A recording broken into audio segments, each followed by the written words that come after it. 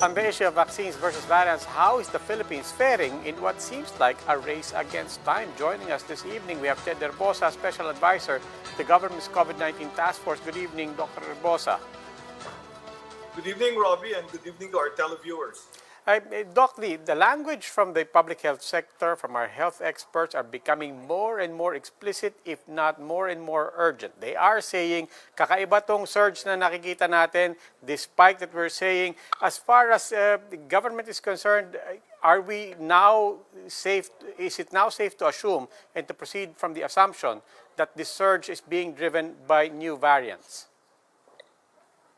The surge is, according to the Department of Health, the surge is still due to the laxity in minimum public health standards. So that's the first priority.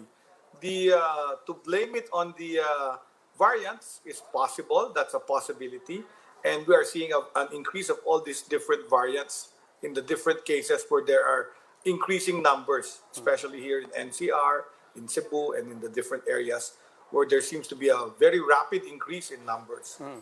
So I would say both. We need to continue our public health measures.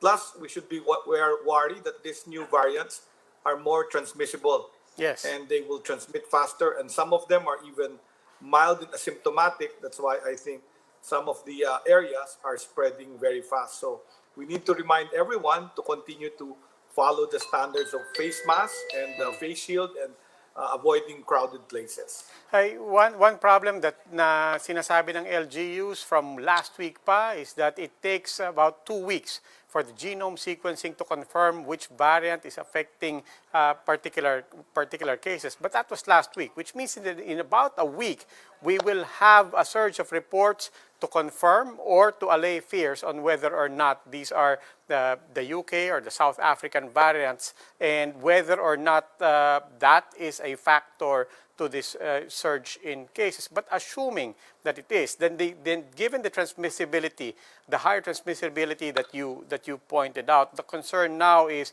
can our vaccination efforts keep pace or stay ahead of the reality that these more transmissible variants are now in the country? Is government, and would you advise that government recalibrate the reopening of the economy and the steps being taken and the aggressiveness to reopen the economy if it is confirmed that the new variants are in fact a big factor in driving the numbers? Well, we've looking at our vaccination rates, and I came from the National Vaccine Operations Center, and it showed an increase in our number of vaccinees and vaccinations occurring all over the country. So that's going up. We need it faster than as what it is. So we'll try to ramp it up some more. I think the decision of whether to do some lockdown will have to be localized, because now we know more that when we do these big lockdowns of big areas, the economy suffers. So the idea should be more meticulous, localized lockdowns, which are being implemented by some of our local chief executives, and more stringent application of the rules of minimum public health standards. So you heard the police saying no more public display of affection, etc. And that means follow the social distancing protocols being advocated by the Department of Health. Yes, but Dr. Herbosa, I mean, again, those two interventions have to do with what citizens can do for themselves as individuals, and on the other level, what LGUs can do by way of granular lockdowns.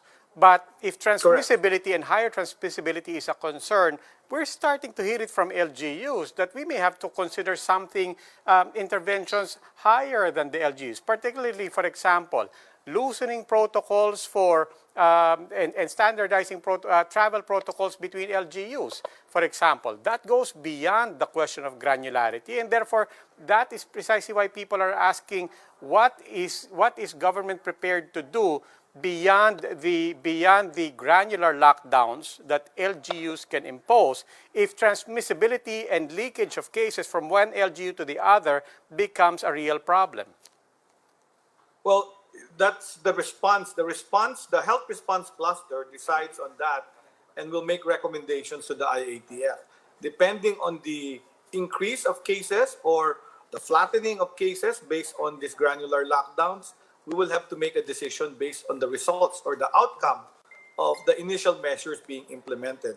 The good thing is we're already vaccinating, so we're protecting the people that are already vaccinated become protected. And then there are people who've had the illness, so they've had natural protection as well. So the situation isn't the same as it was 1 year ago when all this was all new. So we have several things in place as well. Our testing is capable. We now have to ramp up again contact tracing. And this is another thing that I saw the LGUs implementing again, the increase in the aggressiveness of contact tracing so that they can find the positive cases and be able to isolate them. Okay, Dr. Ted Herbosa, Special Advisor to the COVID-19 National Task Force. Maraming salamat po.